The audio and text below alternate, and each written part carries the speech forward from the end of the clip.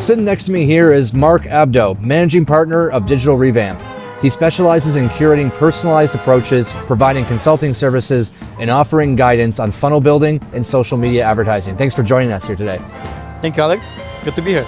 In a nutshell, can you describe what Digital Revamp Communications does? What we're really specialized on right now, in this modern age of AI and all the changes that's happening, we're your partner to make sure you're achieving your goal.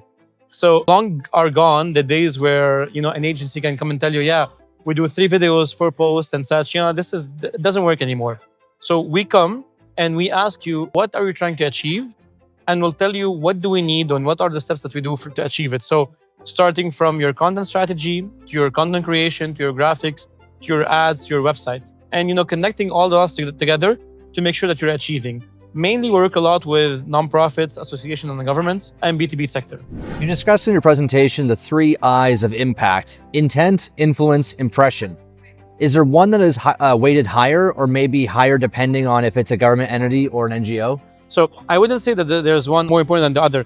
They're all equal in terms of whether intent, influence, and impact, because you need intent to have an impact, to create an influence. So it cannot go one more important than the other. And that equal weighting applies to both government as well as NGOs. When we're talking government and NGOs, yes, it is equal. But when you go more towards the more commercial sides, or let's say the industries, it's different, because they're mostly in government. You're not trying to sell something. You're only doing awareness. You're kind of advocating for something. When you're trying to sell, you need more people to be more intentional, and you need to push more, because you're disrupting their behavior to get them to buy and do what you need. What is the right way to find your target audience, in your opinion? Well, this is a great question, Alex. So to find the right audience, you need to go back to understanding what you're trying to achieve, or what are you serving, or what's the purpose of the thing. What's your why as an agency, as a company, as a nonprofit, as whatever entity you're in. Understand your why, and understand your how, and understand your what. So when you understand all those, brings you back to the target audience. You need to understand that you cannot have everyone's attention. You need to pick a segment and then go after it. So at the end of the day, if you're a nonprofit, do you want donors? Then this is your target audience. Do you want the volunteers? Then this is your target audience. Do you want practitioners? Then this is your target audience. So you can have different target audiences for different campaigns or different intents. You mentioned the what. That's pretty common. I know what I'm trying to get. I'm trying to get a donation. I'm trying to sell this product. I'm trying to promote this service or government service. You also mentioned the why. A lot of businesses and not-for-profits, they might have an idea of the why, but how do you recommend they find the why and how that translates to an audience? You need to really create the reason why you exist. I can tell you from us as an agency, we are here to make sure you're achieving your goal. I'm not selling you content. I'm not selling you advertising. I'm not selling you anything. I'm actually coming in to help you in what we want to achieve. So let's say if you're public health, your why is to make your city more healthy place. If you're like, give me any example, I'll tell you what could be their why, which is a bigger image, I would say. How does storytelling play into finding out your why and your what? People, they always need to find themselves in your story or in your mission to be able to be part of it. So your why has to be matching with your audience's why, because they're gonna believe it. So if I want to be healthy, I'm gonna follow anyone who's doing the same thing. If I'm trying to, achieve something, feed the world hunger, if I'm trying to have affordable groceries, then this is my why, and my audience has to have the matching interest for that. Your formula for driving the story is essentially to use what you have, frame it smartly, let others boost it, and place it in the right channels. What does smartly mean in this statement? This is a great input, great question. So framing it smartly, because you don't want to be another person just posting content online. You want to post content that resonates. You want to post content that answers the questions. And know it, Alex, that your audience always has questions, but they're not answering them. You know what they do when they don't have answers? They keep scrolling. If you answer their question, they're gonna stop scrolling and listen to you. To sum it up, if you wanna put it this way, we need to make sure that we are getting the attention we need to make sure that we have them. We can ask them for the next steps. But ask me how. So You can make them laugh, you can make them cry, you can teach them something. At the end of the day, you have to make sure that you get their attention, and then you will have them hooked for the next phases. Would it be fair to say that empathy is a marketer's greatest tool for grabbing the attention? You mentioned, how do we do this? Is that one of those tools, or what are other tools in the marketer's playbook? I'm gonna answer in an unconventional way. I'll tell you something, Alex. Empathy is one of the ways, but it's not the only way. We're all scrolling online. You see people acting weird. You see people acting funny. You see people acting sometimes in inappropriate ways to get the attention. A picture in a swimsuit can get you the attention. A guy with big muscles can get the attention. Out of the box hook can get you the attention. Empathy can, but it's not the only one. At the end of the day, Alex, as whoever you are online, whether nonprofit, government, association, business, a person, you're competing with whoever is posting anything online. I see the biggest example, which was there, I believe, a year ago, where there was two photos, one for the youngest astronaut in NASA, which got probably like a few hundred likes, and a photo of Kendall Jenner, which got 20,000 likes because she was in a swimsuit. So you see what you're competing with. It's education versus attention.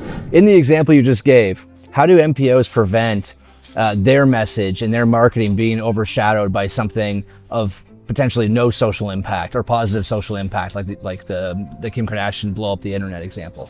Well, Alex, it's they can't. Simply, they can't. They just need to figure out a way how to get the attention with their own brand guidelines, with their own lines that they can play with. But it's always going to be there. Right now it's like that. Right now it's those photos. Before, it used to be magazines. After that, it used to be outdoor. So there's always something getting more attention than the other. But if you're my audience and I figure out a way how to talk to you, you'll be able to reach out to that. You'll be able to get me. But again, you have to be really, really, really, you have to obsess about your audience and what's going to get them moving. The power of storytelling is real. Can you describe a few aspects of a good story from the lens of an MPO marketer?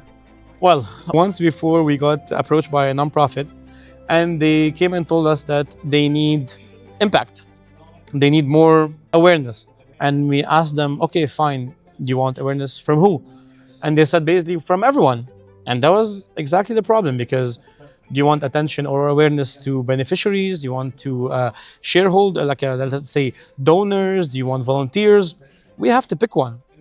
So what we actually told them, we asked them a couple of questions. So who's your audience? So they told us the example of someone, a lady or a woman named, let's call her Sarah for the sake of the example, that she stopped opening her emails because she was so ashamed that she needed help. So as simple as what we did with her, or what we did, in her case, we did not change the budget. We did not increase the budget. We did not change any aspect. We changed the narrative. So rather than saying we want to make sure that the inflation is not excessive and you have access to affordable groceries, we started saying that Sarah once was at her home. She opened her fridge and she realized that she doesn't have enough food, which is going to be enough for the end of the week. You see the difference? So I'm not preaching. I gave you an example of a story to touch you, to make sure that you're in the right direction. So once marketers have a good story presented, how are they tracking that? You have your DTPT framework. The final item is track. What are some of the most important metrics to track for MPOs and government entities? Well, I would say reach. How many people are they reaching? I wouldn't go with impressions, because the same person can see something 7, 10, 8, 20 times and then it adds up numbers. I would say reach. I would say the call to action. So are they actually donating? Are you getting volunteers? Are you getting the second phase of the funnel? So the idea is, depending on the campaign, depending on the goal, you'll be able to track. If you want volunteers, then number of volunteers. If you want website visits, awareness, then website visits. So it all depends on that. What are we trying to achieve? And then what's the number or the metric that we can tie it to it? Since the average human today has the shorter attention span than a goldfish, how do you craft an effective hook? You have only 2 seconds to capture their attention. For example, are you looking to grow your business? You want to amplify your impact? That's it, 2 seconds. If you want it, you're gonna stay with me. Then I have you for an additional 10 seconds, which is the second part. I can elaborate on the caption. Then the third part, I'll get you to the call to action. So 2 seconds is not a lot of time for anything specific. So based on what I just heard, you're recommending something that aligns with an interest, but not specific enough that it might, yeah, go ahead, sorry. It has to speak directly to you. So why 2 seconds, Alex? Because next time you're scrolling, try to figure it out. You're doing this, you're doing this. That's exactly 1-2 seconds max. And by the way, funny story is that, do you know that the speed of our scrolling, depending on our age, the younger we are, the faster we scroll. The older we get, we have more time, so we take more time to scroll and we pause on every single update. So 2 seconds, because I have to tell you something while you're scrolling that's gonna talk to you, go through your attention, and then keep you with me. So with that 2 second rule then, and your point around the younger the age, the less the scroll The faster interval. the scroll. Well, yeah, sure. The faster the scroll, less the scroll interval. With that, does that mean that with an older audience, you have more time for an appropriate hook? Correct. You have more time, but are they your audience? If your audience was. 100%. Yeah. But for then, you need to understand, if they're your audience, yes, you have more time. But again, I wouldn't say, it's not like you have 2 minutes. Right. You'll have 10 seconds, you'll have 6 seconds. Not more than that. Right. So keep it, any hooks, keep it within the attention span of that of a goldfish. Correct. Gotcha. So we're nothing but goldfish. Okay. 100%. Well, let's hope let's hope we're only sticking to the attention spam, not the life spam. Right. Yeah. Yeah. That'll be bad. It's a good distinction. Good distinction. How does AI enhance or hurt storytelling? Well, we live and now it could be the best or the worst age in the world for anyone, because right now you can craft any first draft of any campaign in literally 2 seconds. If you prompt AI the right way, it will get you the initial draft, but you need to tweak it, because AI for now, it doesn't learn. It recycles information and it uses existing information. So right now it's easier to do things, whether from storytelling or proposals or anything. So the stuff that used to take you a week to do, you can do it right now in an hour max if you have the right prompt. So it affects storytelling because you have more resources for a very short cost to be able to get things faster, but you need your human input. You need to make sure it has to sound human, because AI tend to sound like AI, but there's nothing wrong from starting with it, build on it, and then get to the second phase.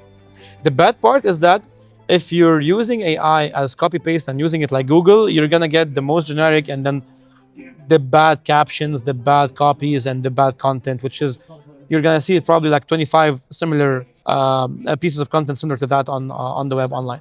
So would it be fair to say, leverage AI to do the grunt work, use it, iterate off of it, but don't be overly reliant on it? 100%.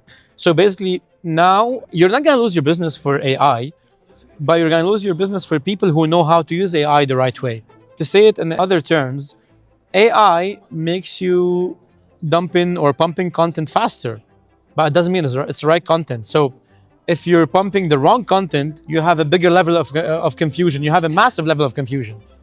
Well, I guess that plays into your T in your framework there that you have to track. And if you're using AI content and you're tracking it and it's performing poorly, then perhaps maybe entirely human-based content might be better depending on how you track. Do you recommend A/B testing in those sense? Definitely. Like, I'm all in for testing every single thing. A, B, C, D, all the letters of testing.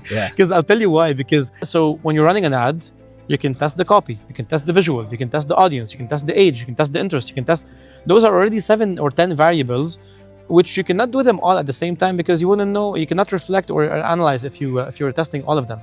If you have one final lesson to tell people about this topic, about your bread and butter, in 1 or 2 sentences, what is it? Well, that's a tough one. I can give you 3 or 4 sentences if you'd like.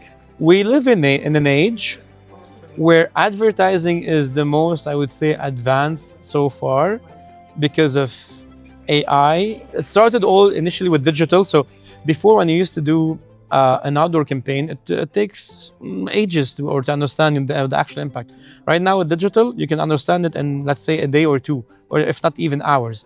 With AI, anything that used to be produced in days or weeks, you can now take hours. So Our promise as an agency is to make sure that we come in and then we tailor our resources and our services and our brain and our skills to make sure we're helping you achieve your goal by understanding what you want to achieve and then fluctuating or flipping things upside down to make sure you achieve it. It's not anymore about the pieces of content or how many videos are we producing and such. It's actually the series of action that we are doing and thinking above and beyond to make sure that you're achieving. Because if you're achieving, you're gonna keep growing your business, and you're gonna grow your business with the agency and with anyone you might be working with. Can you describe to me the importance of thought leadership from a marketer's perspective for both non-for-profits, but also for government as well as private industry? Alex, this is a great question. Thought leadership is by far and hands down one of the most important aspects any organization or association or business can do. Why? So what is thought leadership? The thought leadership is actually having a voice for your company or for your association or for your institution, having someone that speaks on its behalf. It doesn't need to be one person. It could be the CEO. It could be all of them, because everyone is going to speak in the areas of their expertise. So why it's important? Because people relate to people, not to businesses. If you notice right now, if you go over online, you notice that, for example, Steve Jobs, God rest his soul, or now Tim Cook, for example, has more followers than maybe Apple, or let's say Mark Zuckerberg has more followers than Facebook, or Elon Musk has more followers than Tesla. Why? Because you want to relate to a person, not to a business. And we've seen it for the past couple of years that CEOs are being more and more vocal about their businesses because they represent them. They're representing the business and they're acting on behalf of the business. So, and it's getting more and more human. We've seen it even also how Mark Zuckerberg or Jeff Bezos, they're becoming more human online because people can relate more and hence they can push their brands more. So we've been advocating about thought leadership for the past, I would say, 5 years, and we handle more than 20 global CEOs and leader in whether nonprofit, governments, or even businesses. And the level of results that we've seen for their brand, their personal brand, or their company's brand or association's brand is really unmatchable. You have more control when you have a voice, or you are the voice of your industry, to be able to make the real impact, whether on your business or on the overall industry. It's an interesting point. I mean, if you look at Zuckerberg, as you mentioned, he was pretty inhuman. People suspected he may have been an alien. Exactly. The color, the eyes. Yes, he grows out his hair. He gets a little bit of a tan. He wears a chain. And he does boxing. He does boxing and Brazilian Jiu-Jitsu, and all of a sudden, he's a little more relatable. 100%. I remember one of his first Facebook Live videos was him smoking meat, because he tried to relate to people. Like, I'm an everyday guy, I smoke meat. And it was like a 5-hour or 10-hour live.